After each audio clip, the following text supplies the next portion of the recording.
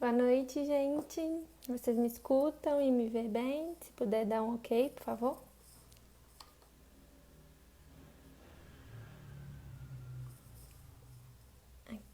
Aqui, professor Alexandre já entrou, vou convidá-lo e a gente inicia a conversa.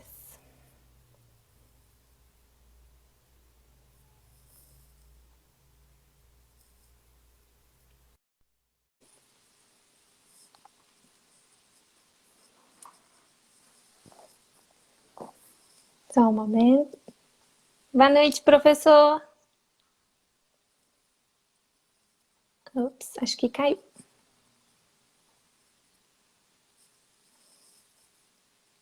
Vou chamá-lo novamente.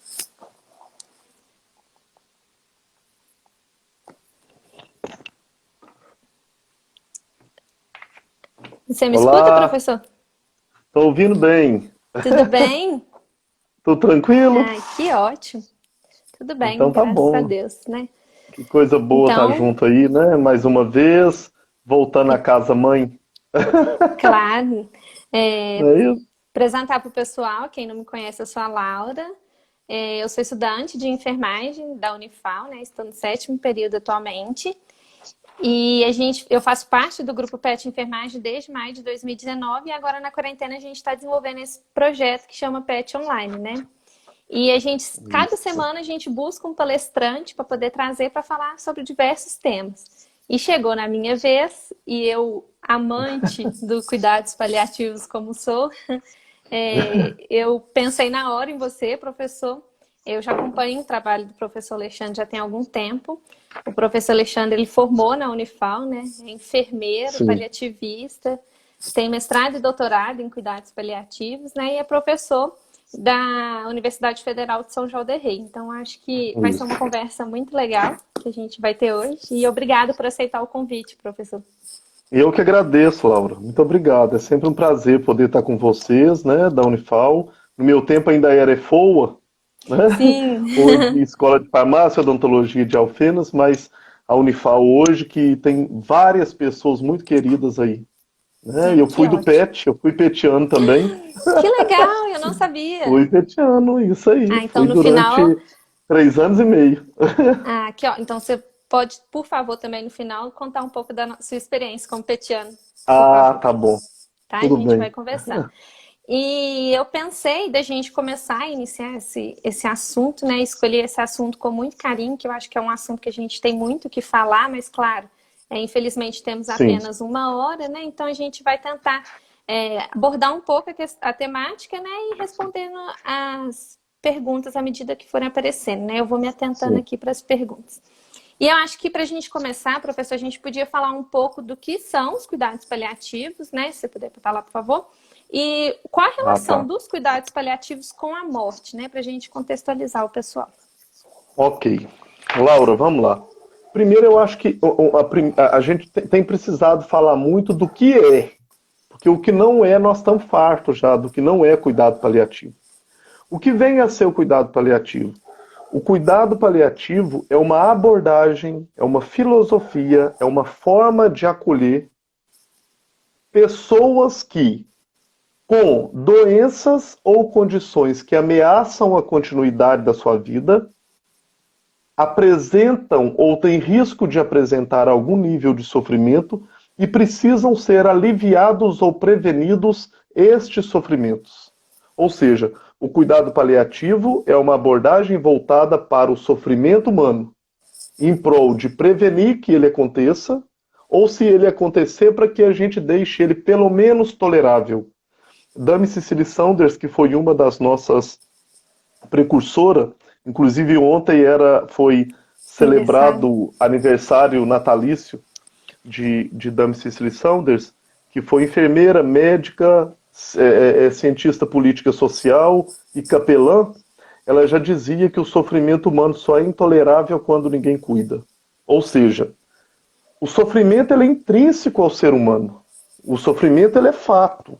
Nós, em algum momento da vida, sofremos, porque faz parte do ser humano. O sofrimento é intrínseco ao ser humano. Porém, o sofrimento ele não pode ser intolerável. nós temos que fazer com que ele pelo menos seja tolerável.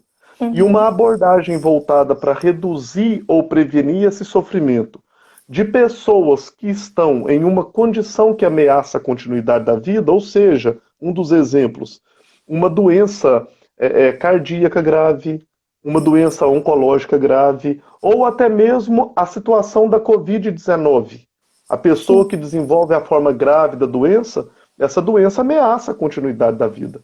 Então, a partir do momento que ela tem essa condição, é aconselhável e é um direito da pessoa receber os cuidados paliativos. Ou seja, receber uma condição que alivie o seu sofrimento, tanto físico, psíquico, social e espiritual. Ou seja, é multidimensional o alívio do sofrimento. Ah, mas Alexandre, qual que é a diferença do cuidado comum? É cuidado. O primeiro nome já deixa claro, é cuidado. O nome já é cuidado paliativo. E o que é o paliativo? Capa vem de pallium. Capa, o manto protetor que recobre o sagrado, que recobre a vida, especialmente daqueles que têm uma condição que ameaça essa continuidade e que apresenta esse sofrimento de forma mais robusta. E o que tem a ver com a morte? Porque um erro, Laura, que a gente encontra várias vezes, são as pessoas falando assim, fulano é paliativo. Não, ninguém é paliativo, a pessoa é pessoa. A pessoa é pessoa. E a pessoa pode precisar de cuidados paliativos. A pessoa não deixa de ser pessoa. Então, uma pessoa que necessita de cuidados paliativos, ele tem uma condição que ameaça a morte, que a vida é ameaçada. E pode levar à morte por aquela condição. Então, quando a gente fala da relação com a morte, cuidados paliativos não significa não ter nada para fazer, não significa pessoas morrendo. Eu tenho uma grande amiga, a Anami, por exemplo, lá do @paliativas, que é uma grande amiga minha, escritora inclusive do livro Enquanto Eu Respirar, que ela tem 8 anos que está sob os cuidados paliativos, e está muito bem. Está muito bem. Então, ou seja, não é para quem está morrendo, porque morrendo todos estamos, desde que nascemos. Sim. Ele é um cuidado voltado para as pessoas que têm uma condição que ameaça a continuidade da vida, com risco de morrer por aquela condição, e estão em sofrimento e precisa ser aliviado o sofrimento. Então, é interessante entender assim, não tem uma correlação diretamente com a morte, porque a morte ela é parte da vida, naturalmente, isso é fato, né? Sim, e isso é tão importante, né? Igual você falou no início, da gente poder conceituar e dizer o que realmente é, né? Porque as pessoas, às vezes, assimilou, assim como você bem colocou, né? A pessoa está morrendo, a pessoa é paliativa, e não. Paliativo diz muito mais sobre qualidade de vida, né? Sobre o que a gente vai proporcionar para aquela pessoa e para a família dela, né? É muito importante, enquanto equipe multidisciplinar, né? Para a gente poder dar qualidade de vida para aquela pessoa, visto o diagnóstico dela, né? Exatamente. E você também tocou num ponto importante, professor, que eu acho que a gente pode também pensar no contexto atual. Analisando a questão da pandemia, né, que a gente está vivendo, é um momento muito delicado. E já trazendo um pouco para o nosso tema, né, que seria a morte, eu pensei, né, fiquei pensando como eu poderia analisar, como eu poderia entender algumas perspectivas da população. E eu cheguei em duas vertentes. Eu acho que tem parte da população que banaliza a morte, então aquela população que vê números extensos, né, de pessoas que morrem a cada dia e banaliza a morte, acha que morrer vai morrer mesmo, né? Morre gente sempre, né? É o que as pessoas costumam dizer. E tem parte das pessoas que passam a temer, tomam consciência da morte. E às vezes eu penso que você ter consciência da morte é você ter consciência da vida, justamente pelo que você falou, que é uma continuidade, né, professor? Não é algo distinto, é uma continuidade. É um episódio da vida. Exatamente. E eu queria saber de você, né, o que você acha, se você analisa, se você pensa diferente, que talvez pode ter uma outra perspectiva, né, com relação à morte da população num contexto atual. Tá, na verdade, quando você traz isso, Laura, eu acho que é interessante a gente colocar a questão da morte em si, Porque a gente fala assim, acostumar com a morte. Não, não é nem ter que acostumar, porque ela é intrínseca. A partir do momento que você nasce, vai acontecer em algum momento que não é falado qual, o episódio da morte, que é único, é singular, é só seu, só você que tem jeito de viver aquela experiência, e o seu entorno que está junto com você participa do evento que é seu. Participa do evento. Mas quando você traz a questão da pandemia, eu acho que nós temos duas condições. Eu tenho muito medo de algumas frases prontas que a gente tem ouvido, eu acredito que vocês também, que é, por exemplo, morreu quantos? Morreu 10. Mas como que era? Era tudo, todos eram idosos? Ah, porque a maioria é idoso. Ou então idoso significa que se morrer idoso não tem problema, não? A perda de um idoso. Quando a gente fala que a morte é parte da vida, não é banalizando como qualquer Sim. coisa, mas é entendendo que a morte é um episódio da vida, mas que é um episódio cercado, abraçado por um contexto do sofrimento que a gente tinha falado. Porque é a perda de alguém, é o despedir de alguém, é deixar de ter aquela situação no contexto do meu dia a dia. Então ele gera, de alguma forma, o sofrimento. E aí, quando a gente fala na situação da pandemia, que, por exemplo, morreu, era idoso. Mas ela era obesa, garanto. Mas garanto que era hipertensa. Garanto que... Peraí, gente. É morte. É perda. Alguém está deixando de ter aquela pessoa e ela é, como a gente tem ouvido muito, ela é o amor de alguém. Ela não é só mais um que morreu. São 50 e tantas mil vidas, são 50 e tantos mil amores de alguém que suprimiram, que deixaram de existir. Independente de ser idoso, independente de ser criança, independente de ser jovem, de ter uma comorbidade, independente. Ele é o amor de alguém e deixou de existir. Então, o banalizar normalmente é quando não é seu. Sim. É quando não mexeu na sua ferida. E aí, quando a gente depara com essa situação da banalidade da morte, a gente começa a conceituar só como 50 e tantos mil e 600 e não sei o quê. Mas não. É interessante a gente identificar que mais do que as pessoas que foram, tem pessoas que ficam. E quando a gente fala de cuidado paliativo, o cuidado paliativo ele vai do diagnóstico após morte. Essas pessoas precisam ser acolhidas. Não é só, você não morreu, mas ela tinha 84 anos. Espera aí. Ruim ter morrido, porque não é legal.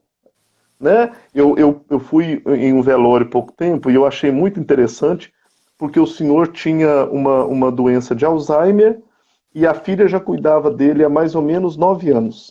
Uhum. E as pessoas falam coisas muito inconvenientes nos velórios. Sim. Tem gente que não sabe ir em velório. E em velório é interessante a gente compreender que tem uma receita básica de ir em velório.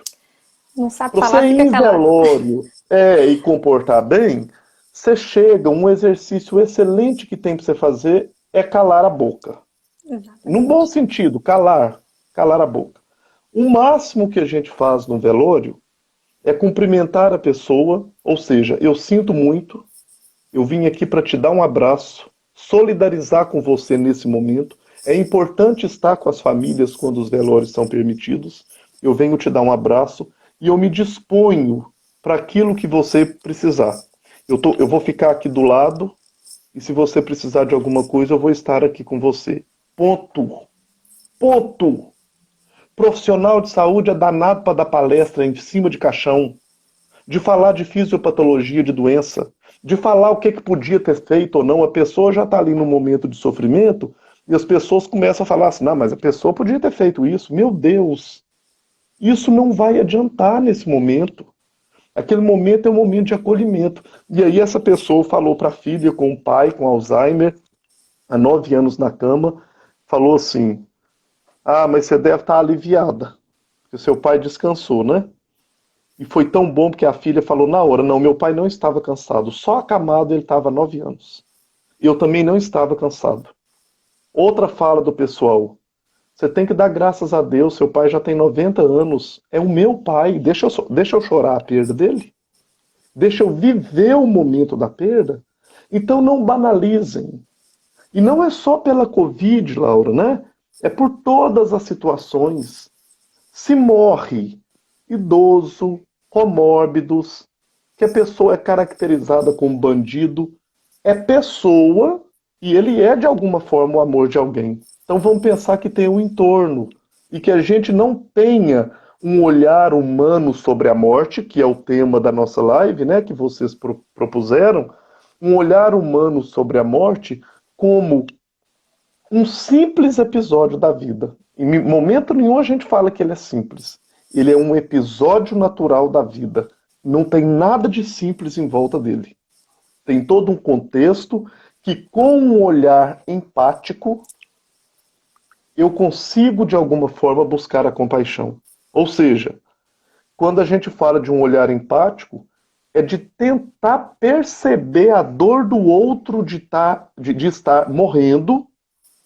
Eu já deparei com várias pessoas que eu cuido, que quando a gente fala de dor, por exemplo, né, da dor do outro, eles falam comigo assim, Alexandre, minha doença está avançada, eu já sofri um pouco, muito, mas eu não quero morrer.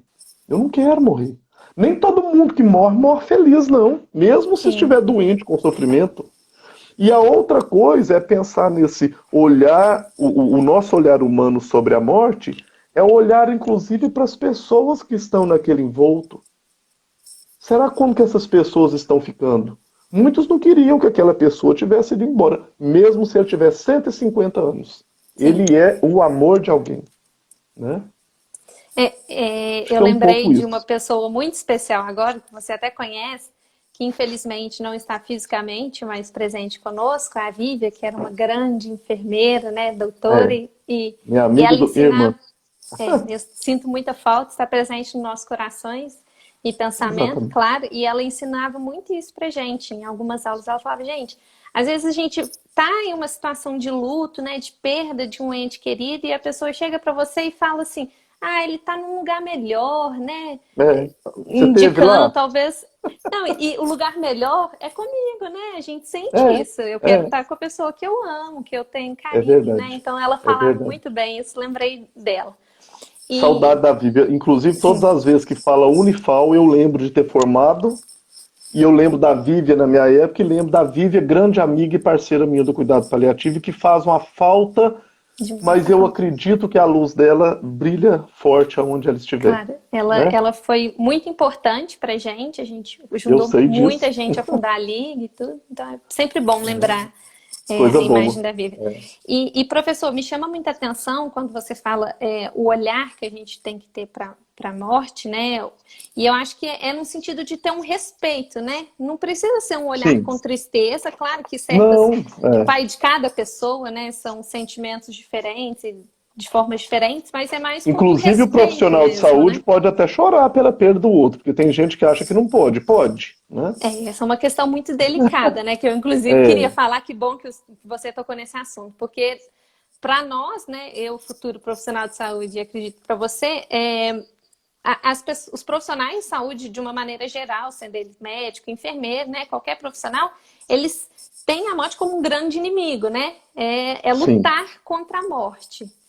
E talvez se a gente pudesse ter esse olhar diferenciado e aceitar a morte como esse processo natural, igual você bem colocou, talvez seria sim, diferente, não só para nós, né, pessoalmente, como a gente vai aceitar cuidar de um paciente que está em fase terminal, está numa terminalidade, né, como a gente vai aceitar o luto de perder aquele paciente, como a gente vai aceitar não passar a não dar atenção para o tratamento curativo e sim para o tratamento paliativo. Então, assim, eu acho que esse é o diálogo que falta um pouco entre os profissionais de saúde, né? A questão também, eu acho que do autoconhecimento, que tudo, né, tem que partir primeiro da gente. Esses dias para trás eu assisti uma live sua, você estava falando sobre a saúde mental dos profissionais de saúde. E você ah, falou uma frase que realmente me marcou muito, né? E eu acho que é muito verdade. Você falou assim, a gente só transborda aquilo que a gente tem. Sem dúvida nenhuma. Então, assim, eu não vou conseguir passar para aquela pessoa, não vou conseguir demonstrar, né, o que eu tenho, o que eu acho, né, aquilo que eu acredito, se eu não me conhecer, se eu não saber o que é aquilo. E eu acho que com a morte não é diferente, sabe, professor? Eu acho que Não tem dúvida. tudo começa do autoconhecimento. E eu acho que o autoconhecimento vai influenciar todo no processo do que a gente, como a gente aceita, né? E como a gente vai levar, não só para os nossos pacientes, né? Vai conduzir o caso com a família e tudo mais, até mesmo para nós mesmos, né? Ô, Laura, eu fico tão feliz de você, acadêmica de 7º período, com um discurso relacionado a isso tão maravilhoso, viu? Obrigada, professor. Obrigado eu. Obrigado eu. Isso aí. Eu acho que é interessante, quando a gente está falando sobre isso, pensar o seguinte: reconhecer. Eu fico muito triste quando as pessoas que reconhecem o cuidado paliativo criticam as pessoas que não conhecem e fala do absurdo que é como as pessoas invadem os outros e nos. Pessoal, não adianta esconder. Os nossos cursos de formação em saúde nos formam basicamente para curar. A gente fala de morte pouquíssimas vezes. Tem várias pesquisas levantadas atualmente, isso não é uma apresentação científica, por isso eu não trouxe. Várias pesquisas feitas mostrando o número de faculdades e o número de cursos técnicos que abordam os pacientes em cuidado, que abordam cuidado paliativo, que aborda a morte. Quase nada. E eu acho que nós somos para cuidar mesmo para, se possível, salvar e curar. Porém, o que a gente esquece é do porém. Porém, se aquela pessoa não tiver condição de tratamento e de cura, que eu possa manter o cuidado para que ele tenha uma morte digna. Esse é o grande problema dos profissionais, não reconhecerem do porém para frente. Ou seja, eu estou cuidando de uma senhora que tem insuficiência cardíaca congestiva grau 4. Essa senhora manifesta vários sintomas e sinais decorrentes do agravamento da doença. Não tem uma terapia invasiva ainda mais hoje para fazer para que melhore a sua condição e cure-a, mas o cuidado é soberano. O cuidado, ele é a base, ele é soberano. O cuidado carrega o tratamento. E quando o tratamento deixa a cena, a terapia modificadora da doença deixa a cena, o cuidado permanece. Porque se essa pessoa tiver uma condição incurável e a evolução dessa doença levar à morte, essa pessoa está sendo cuidada dignamente até esse momento. Ser herói não é só aquele que salva a hora da parada cardiorrespiratória. Eu acho que mais herói ainda é pensar na pessoa que está na fase final de vida e eu consiga fazer com que ela tenha dignamente uma morte tranquila. Quando eu falo tranquila, sem sofrimento. E não só a ela, também aos seus familiares. Eu preciso acolher. E os dois princípios, os principais carros-chefes do cuidado paliativo, são vários, mas os principais é que a pessoa seja controlada no que diz respeito aos sintomas biopsicossociais e espirituais e que a comunicação efetiva aconteça. Que essa família, que o seu entorno, ele seja escutado. Seja possível que ele fale das suas dores, que ele fale das suas culpas. E possibilitar isso tem nome. Possibilitar isso, como a Marisa mesmo comentou, isso significa ortotanásia, morte digna. É onde eu não adianto, eu não atraso, eu não deixo injustamente e socialmente ele falecer por falta de provimento de recursos, mas que ele tenha uma morte digna, com controle de sintomas o mais impecável possível.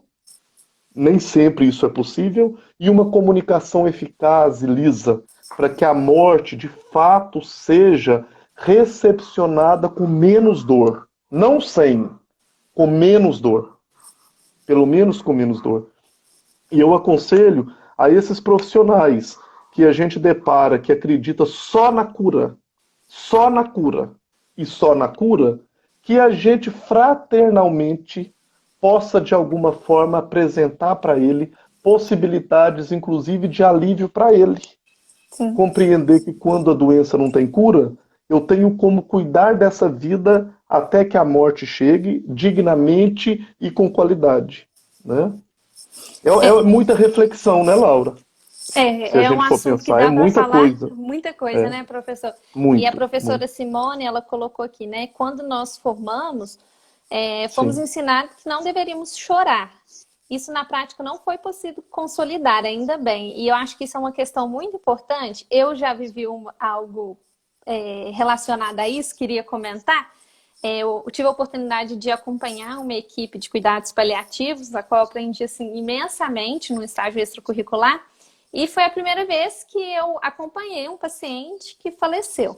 sim. E na hora que ele faleceu, a gente estava no quarto, né? Ele teve uma morte digna, como o senhor bem colocou, o controle de sintomas estava tudo ok, ele estava, né, sereno e tranquilo. E eu me emocionei muito nesse momento. Eu queria chorar, porque realmente eu fiquei Sim, sentida. Eu senti o sofrimento que aquela família estava passando. E a enfermeira Graziella, que você também conhece, né, sim, professor? Ela me ensinou uma coisa. Ela falou assim, Laura, aí a gente, né, ficou um pouco no quarto, saímos do quarto. Quando a gente saiu do quarto, ela falou comigo, Laura, quando você se sentir emocionada, você pode se emocionar. Você tem que sentir a emoção, até mesmo para você ver o que aquilo significa para você, você aprender a lidar com isso, você se aproximar do paciente, aproximar do familiar. Então, assim, as pessoas, né, têm às vezes isso de que não pode emocionar e tudo mais, mas isso distancia muita gente, né, daquele que a gente cuida. E eu tive a Sarananda, doutora sim. Sarananda, que eu também acompanhei, ela fala muito isso. Você só não pode chorar mais que o paciente, né? Para o paciente te consolar. Mas se você não chorar mais que o paciente, tá tudo bem, né? E professor, outra questão que eu Eu queria. queria fazer um comentário disso antes, Laura, de passar para frente, porque são duas questões que a gente fala e às vezes esquece. Uma é, nós profissionais, os nossos problemas têm que ficar em casa. E outra é não poder chorar. Eu queria deixar claro que não é um binômio inseparável pessoa e problema. Deixa a mala lá fora. Não, a mala vem comigo. A mala das minhas alegrias, tristezas, preocupações, ela entra no serviço comigo quando eu estou trabalhando. O que a gente precisa saber é trabalhar resiliência, é o equilíbrio. Essa mala minha não pode cair em cima da pessoa que eu cuido. Senão eu estou gerando para ele mais problemas.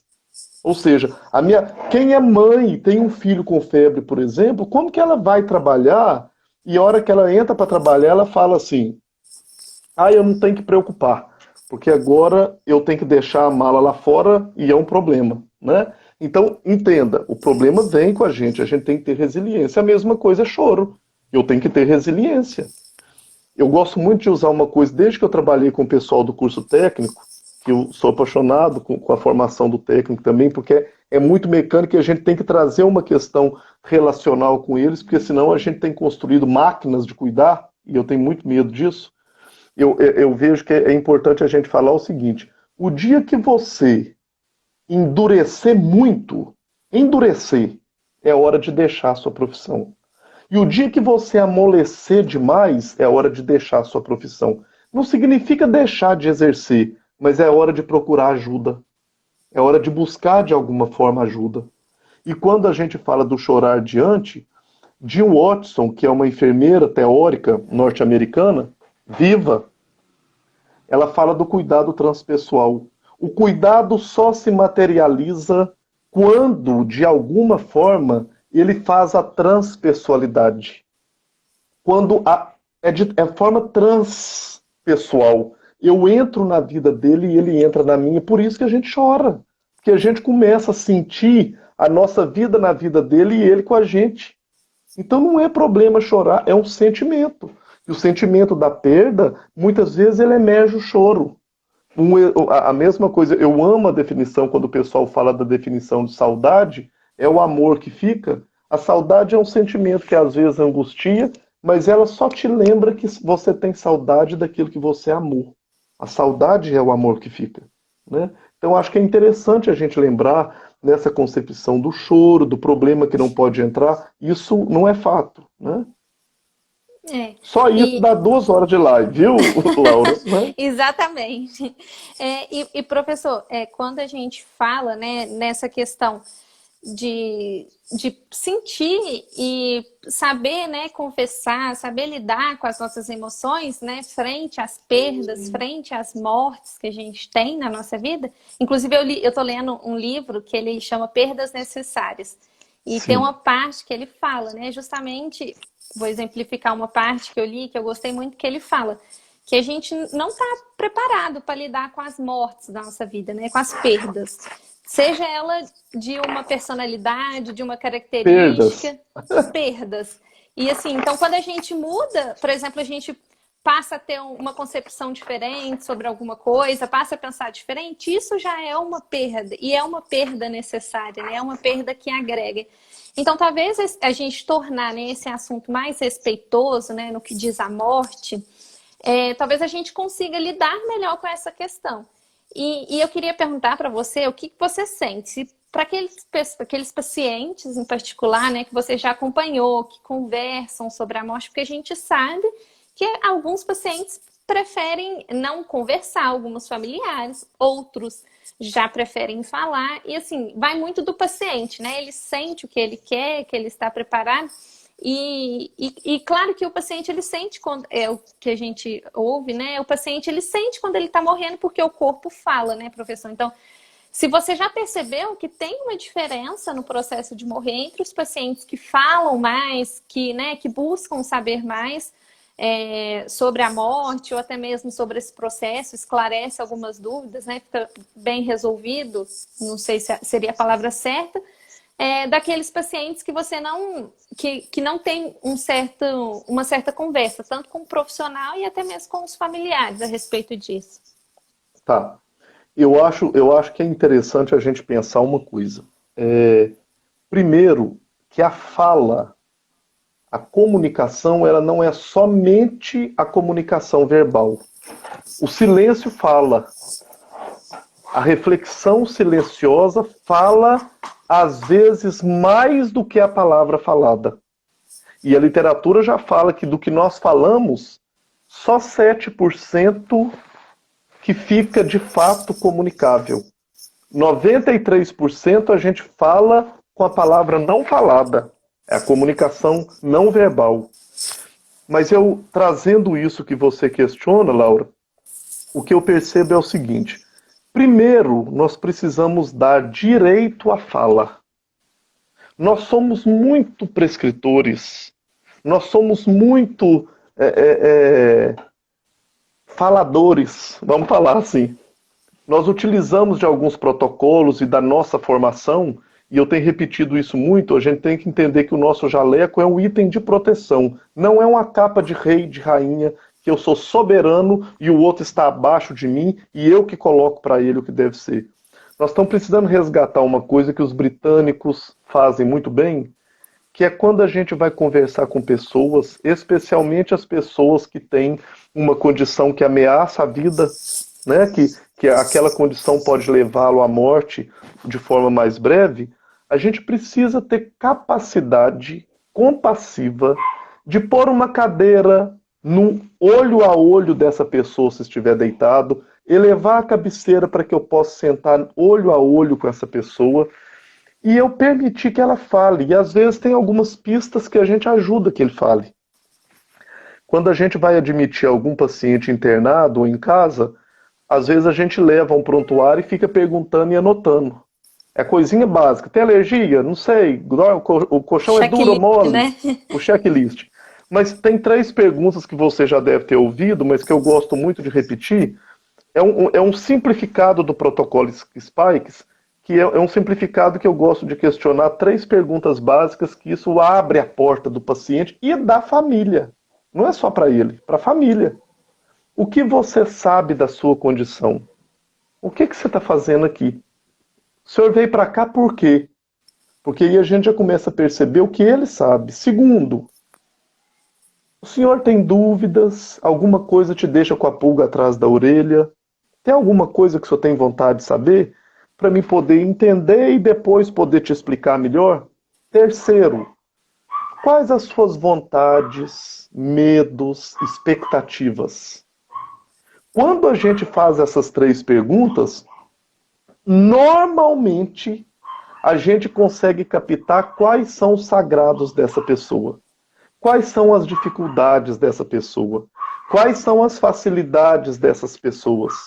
E aí, a partir do momento que ela fala e ela toca no assunto da morte, porque aí é uma coisa que a gente tem que, a gente não pode deixar de falar,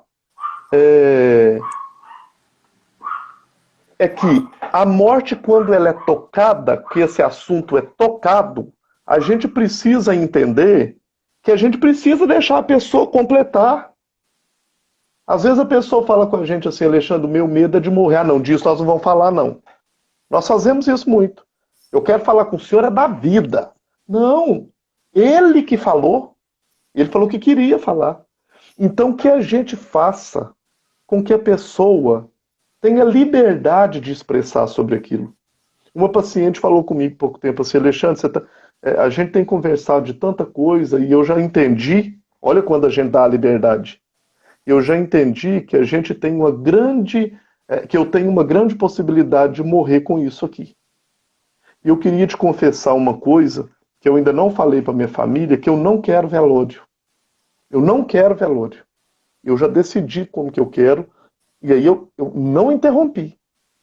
Eu fiquei olho com olho, e ela foi me falando o que queria, o que não queria. Na hora que ela terminou, eu falei, é importante a senhora falar sobre isso. Por mais que não seja nesse momento, é importante a senhora revelar sobre isso. Eu tive o cuidado de registrar em prontuário o que ela pediu. Isso é uma diretiva antecipada de vontade. E é legal. Isso é legal. É uma diretiva antecipada de vontade. E a partir do momento que ela falou isso, eu perguntei se ela me dava permissão de envolver a família dela nesse pedido, nessa condição que ela mostra. Então é interessante a gente compreender que a partir do momento que eu conversei com a família sobre aquilo, a família chorou, a família sentiu, mas eu falei, eu precisava passar essa notícia, esse pedido para vocês, e aí eu queria perguntar se vocês querem conversar com ela sobre isso. E aí as duas, a família, ou seja, a filha, um filho menor e um genro, conversaram com a senhora com a minha facilitação. Ó, eu trouxe eles porque a senhora me revelou aquilo, e eles queriam conversar com a senhora um pouco sobre isso. Olha o quanto, e essa senhora, aí a sua pergunta, veio a falecer com a gente, e o quanto esse momento do óbito, o momento do enlutamento familiar, foi mais leve. Ela teve o direito de falar sobre o que ela queria. E tem pessoas que pedem coisas simples. Teve uma pessoa, minha mãe, por exemplo, pediu para não colocar o véu sobre ela, que ela tem medo de coçar o nariz. É dela. Não é meu. Eu falei, tá bom aí, não quer o filó, porque aquilo é para não pousar mosquito. Mas não, eu prefiro mosquito que coçar o nariz. Mas, entende? Sim. Isso é uma coisa que alivia ela, possivelmente. Mas me alivia também como familiar, pensando que se eu não colocar aquilo, é uma forma compassiva, ou seja, eu estou fazendo, é a ação de aliviar, inclusive, o meu sofrimento de pensar que eu fiz uma coisa que ela podia fazer. Né? É interessante. Agora, esse processo de comunicação, ele não tem jeito, ele é essencial. O grande problema é o defeito da conspiração do silêncio. O doente faz de conta que não está acontecendo nada, os profissionais fazem de conta e a família faz de conta. Mas quem é o técnico responsável pela aproximação? Nós. Isso é nosso. Às vezes a gente fala assim, não, mas ninguém conversou com a família sobre nada. Você que tem que conversar. Você que é profissional de saúde, conversa com eles. Né? Não coloca a bandeja técnica sobre o colo da família. Isso é nosso. Se você não sabe, aprende. Né? E quando você fala isso é nosso, eu acho que fica muito claro, claro que de todos os profissionais, como você bem colocou, mas também da importância do enfermeiro nesse cuidado, né, Alexandre? A gente, sem dúvida nenhuma. Um grande pilar, né? A gente tem um elo de conexão com todas as outras profissões, e até mesmo, né, o paciente e o familiar. Então, a gente consegue estabelecer essa comunicação, consegue ter esses questionamentos, ter um contato próximo com o paciente. Claro que é necessário que a gente tenha empatia e compaixão com aquela pessoa, que a gente se conecte com aquela pessoa para que a gente consiga, né, realmente cuidar daquela pessoa de uma maneira integral. Tem um colega nosso, desculpa, que perguntou ali em cima, e eu vou só ligar essa fala sua, que ele falou assim: Alexandre, é tão complicado no serviço de emergência prestar cuidado paliativo, tem alguma dica? Porque a gente fica falando de compaixão e de conexão, e aí fica parecendo que assim, que é tudo fácil, e que isso tudo é um protocolo. Não, não é fácil. É complicado, é detalhado, é minucioso. Mas uma dica que eu dou para quem está no serviço de urgência e emergência é uma questão que eu acho que é muito importante, que é o pessoal da urgência e emergência, do SAMU, dos pronto-atendimentos, sofrem muito, porque às vezes eles deparam com pessoa que já vinha com uma condição crônica grave há muito tempo e ninguém abordou ele nem a família da possibilidade da morte por aquela condição. E aí fica na mão do pessoal da emergência uma situação tão complicada. A dica que eu dou é de chamar o familiar e fazer as 3 perguntas. O que você sabe? O que você tem vontade de saber e quais as suas expectativas? Em cima daquilo que ele levantou, eu teço por meio da consulta, um discorrer, uma fragmentação melhor de como eu posso acolhê-lo, de como eu posso tirar suas dúvidas e de como eu posso dar a ele uma esperança realista. Uma esperança realista do que é. Não do que assim, a gente depara muitas vezes, não, não é nada não, se Deus quiser vai ficar bom. Ou seja, se não ficar bom é porque Deus não quis, e aí você ainda mexe em outra dor, que é a dor espiritual. Cuidado. Cale quando não tem o que falar, acolha e ouça. Por essas 3 perguntas a gente consegue ir longe naquilo que a gente acha que é difícil de ser falado. Desculpa ter te interrompido, até para não deixar ele sem resposta. Não, viu, de Laura? forma alguma. Eu fico um pouco perdida, Alexandre, porque estão tendo alguns comentários e a gente fala também, então eu estou tentando me adequar aqui, mas que bom que você separou o comentário dele. E, professor, já que você tocou no assunto, eu acho que é um assunto muito importante da gente comentar também sobre a dor espiritual, né, sobre a espiritualidade e distinguir um pouco, no caso, a religião da espiritualidade, que muitas pessoas acham que é uma coisa só, né? E também para a gente tentar abordar a questão do quanto a espiritualidade pode auxiliar nesse processo de morte, né? Pode ser um apoio, pode ser uma base. Se você puder comentar um pouco para a gente, por favor. Se o cuidado paliativo ele alivia as dores multidimensional e a dor espiritual é uma dimensão do cuidado e é uma dimensão do sofrimento, é nossa obrigação, enquanto equipe multiprofissional, aliviar esse sofrimento de alguma forma. Ponto. Sim. Mas aí as pessoas perguntam, o que vem a ser a dor espiritual? Aí é interessante a gente falar uma coisa que, assim, dói, porque a gente fala de cuidado integral nos nossos cursos de saúde, mas a gente faz e estuda muito pouco sobre a dor espiritual, sobre a dor social, muito pouco. Muito pouco. Então, quando a gente fala de dor espiritual, é interessante a gente pensar que é a dor da pessoa relacionada à sua perda de esperança e fé. Perda de esperança e fé. A espiritualidade, ela está relacionada com aquilo que transcende. É como se eu te perguntasse, Laura, quais situações te faz levar uma alegria sem fim? Aí você começa a pontuar. Estar com minha família, estar com meu namorado, viajar, ir à minha igreja. Nanana. Você começa a pontuar. Ou seja, a partir do momento que você pontua o que te faz gerar uma alegria, que você fica fora de si, aquilo está próximo, aquilo é espiritualmente falando o que faz conectar com o transcender. Ou seja, eu parto dos órgãos sensoriais e vou para um sentimento que está mais do que os órgãos sensoriais. Um êxtase. E muitas pessoas encontram esse êxtase, essa alegria fenomenal, no esporte, na dança, na igreja, no louvor, na comida, na bebida. Entende que tudo isso são religares. Religião religare. São instrumentos que me faz chegar ao êxtase. Então, se a gente for pensar em espiritualidade e religiosidade, espiritualidade é o estado de êxtase, de encontrar um sobrenatural que pode não estar ligado a um Deus, a algo material, mas uma alegria sem fim, um estado de espírito de bem-estar. E a religião é um instrumento utilizado para que eu vá até esse estado de espírito. Portanto, que tem pessoas que atingem esse estado de espírito benéfico sem ter uma religião institucional. Eu cuidei de um paciente com esclerose lateral amiotrófica e quando eu fui conversar com ele sobre os sagrados da vida dele e o que faz ele chegar ao êxtase, ele falou comigo assim, pedalar.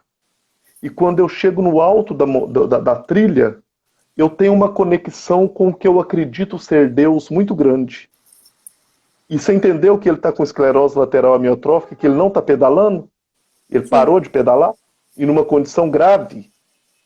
E aí a gente tem que começar a pensar o seguinte, o que eu utilizo como religião para ligá-lo a isso que para ele faz ele chegar ao êxtase?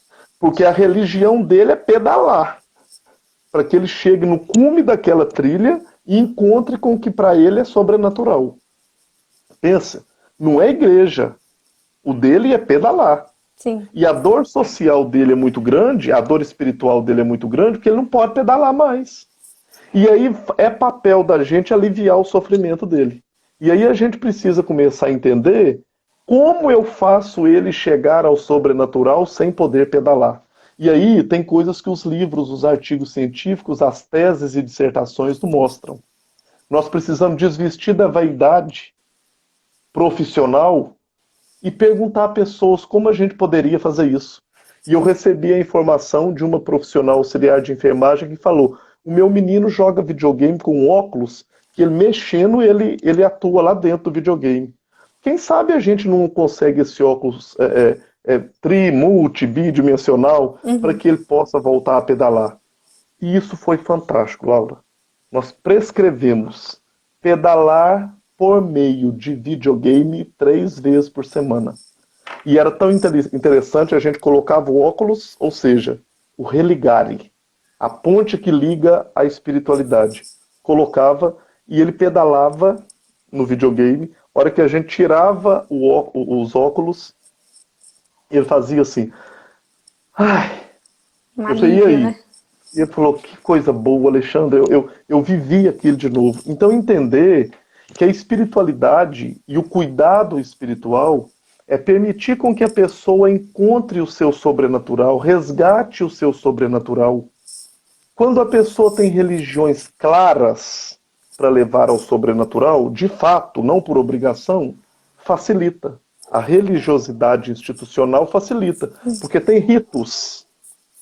Mas ela não é só isso. A gente tem que entender que é muito mais. A semana passada mesmo uma senhora resgatou para mim que ela chegava na presença do Deus que ela acreditava dançando. E ela estava acamada. Teve que ajustar uma forma, quem estava lá cuidando dela, de pôr música e ela e o marido dançar na cadeira, de rodar a cama no quarto. E aí por diante. Né? Então é interessante a gente entender que para o processo de morte que nós estamos falando, a espiritualidade é fundamental para o alívio do sofrimento nessa hora do desligar. Né? E eu acho que a gente pode também associar, né, justamente pelos exemplos que você deu, da importância da gente saber separar o que é espiritualidade para mim e o que é espiritualidade para o outro. Eu acho que isso também é uma peça-chave, né, do cuidado, professor, porque a gente... eu acho que isso segue para outros conceitos. A gente às vezes tem essa mania de assimilar o que é dignidade para mim, é dignidade para o outro, o que é espiritualidade para mim, talvez seja para o outro. E eu acho que às vezes os profissionais da saúde pecam nessa parte, né, nessa associação que eles fazem. Então acho que é bom ressaltar isso, né, da gente saber diferenciar e até mesmo a gente conhecer, né, de tudo um pouco na medida do possível para a gente poder atender toda a dor espiritual dos nossos pacientes, né? É interessante isso que você está trazendo, porque inclusive tem uma fala que a gente ouve muito que é assim: eu quero que você cuide dos pacientes sob os seus cuidados como se você estivesse cuidando da sua mãe. Não. A minha mãe, para ela, sagrados é um, para essa pessoa é outro. Eu preciso cuidar daquela pessoa como ela gostaria de ser tratada. Claro, dentro de todas as questões científicas, mas dentro daquilo que possibilite. Né? E essa questão que você falou da imposição é um cuidado muito grande que a gente tem que ter, Laura, porque é muito comum nas fases avançadas de doenças várias pessoas querendo converter a pessoa para aquilo que para ele é sagrado. E muitos confessam para mim: Alexandre, eu não aguento, eu já aceitei isso que ele fala há muito tempo, eu já quis isso há muito tempo, eu estou bem, eu não quero que fique insistindo, porque está me levando a um sofrimento maior. Né? Isso é um exemplo de um paciente meu que ele falou que estava incomodando ele muito, o irmão dele que ia visitá-lo, e todas as vezes falava com ele e ele tinha que repetir várias vezes que ele aceitava Jesus. E ele falou assim: Alexandre, eu gosto sempre nas consultas de volta, né? Perguntar aos pacientes: e aí? O que tem alguma coisa que tem te incomodado, tá te fazendo sofrer? E ele me falou isso do irmão. Ele falou assim: Alexandre, eu já aceitei Jesus há muito tempo. Eu sou íntimo dele, eu bato altos papos com ele. E não tem necessidade de eu repetir. E eu não tenho coragem de falar para o meu irmão: me ajuda. Olha que interessante. Porque o sofrimento era do irmão, não era dele. Ele estava bem. E o irmão, com o sofrimento da perda do outro, insistia com ele. Então, ou seja, descubra o que é sagrado para o outro para você lustrar para ele, não para você, né? Sim, essa questão é muito delicada. A gente está chegando ao final, né, professor? Tá bom. Infelizmente, acho que a Rendeu, hein, gente Laura? rendeu bastante. A gente propôs um É, tema, mas eu acho que o mais legal foi que a gente conseguiu abordar outras questões que também são muito importantes e para muito. 77 pessoas agora conhece até mesmo um pouquinho mais dos cuidados paliativos, né? Para a gente Sim. poder divulgar esse conhecimento cada vez mais. Então, muito obrigada pela Eu presença, que professor, agradeço. pela disponibilidade. Eu gostaria muito de te agradecer e de te parabenizar pela condução, pela sua leveza e sabedoria, viu? E eu gosto Obrigada. muito de Rubem Alves. Rubem Alves fala muito bem acerca da morte. E eu queria ler uma fala de Rubem Alves que eu Claro, acho maravilhosa. por favor. A morte não é algo que nos espera no fim. É companheira silenciosa que fala com voz branda, sem querer nos aterrorizar, dizendo sempre a verdade e nos convidando à sabedoria de viver. A branda fala da morte não nos aterroriza por nos falar da morte. Ela nos aterroriza por nos falar da vida. Na verdade, a morte nunca fala sobre si. Ela sempre nos fala sobre aquilo que estamos fazendo com a própria vida, as perdas, os sonhos que não sonhamos, os riscos que não tomamos por medo e os suicídios lentos que perpetuamos. Embora a gente não saiba, a morte fala com a voz do poeta. Porque é nele que as duas, a vida e a morte, encontram-se reconciliadas, conversam uma com a outra, e desta conversa surge a beleza. Ela nos convida a contemplar a nossa própria realidade e a nossa própria verdade. E o que ela nos diz é simplesmente isso, quando a gente fala da morte. Veja a vida. Não há tempo a perder. É preciso viver agora. Não se pode deixar o amor para depois. Rubem Alves. Excelente. Acredito que todos, se estivesse pessoalmente, estaríamos batendo palma, né, professor? E Muito muito obrigado. obrigada. Eu que agradeço pela disponibilidade, né, com a nossa universidade. Você Isso. sempre é muito solícito com a nossa liga também, né? E agora com o PET Enfermagem. Muito obrigada. E eu só Eu que queria agradeço. lembrar para o pessoal que quinta-feira agora, né, dia 25, a gente vai ter a nossa próxima live. Então, para todos ficarem ligados, vai ser sobre as doulas, né, na humanização do parto. É um tema muito legal, muito importante. e vai ser às 8 horas. Então fique ligado também. E, por fim, eu queria só agradecer a minha equipe técnica, que é meu pai, minha mãe e meu irmão, que se mobilizaram o mundo comigo para que dê certo. Tudo dê certo e deu muito Abraço certo. para todos. Vi aí Obrigada. Juan, Simone, várias pessoas queridas. Exatamente. Um beijão para todo Conheci. mundo, viu? Beijo, gente. Tchau. Obrigada. Tchau. Deixa salvo. Tá bom.